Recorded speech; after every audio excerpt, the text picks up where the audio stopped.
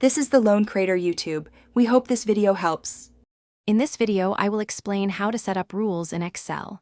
First, open your Excel workbook and select the range of cells where you want to apply a rule. Navigate to the Home tab on the ribbon.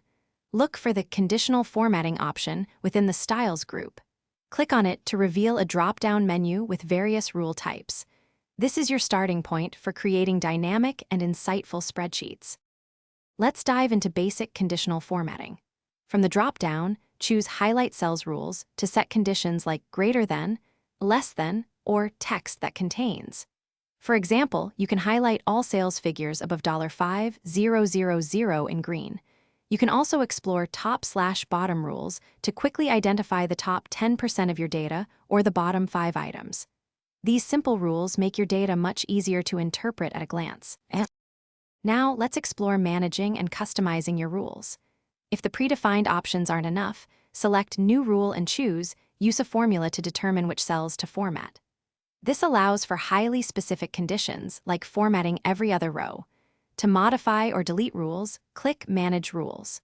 Here, you can adjust the order of rules, edit their parameters, or remove them entirely, giving you full control over your spreadsheet's appearance. To maximize efficiency, apply your rules to entire columns or even the whole worksheet. This ensures consistency as new data is added. Remember, you can combine several rules on the same range to create sophisticated visual cues, like highlighting overdue tasks in red while also showing progress with a data bar.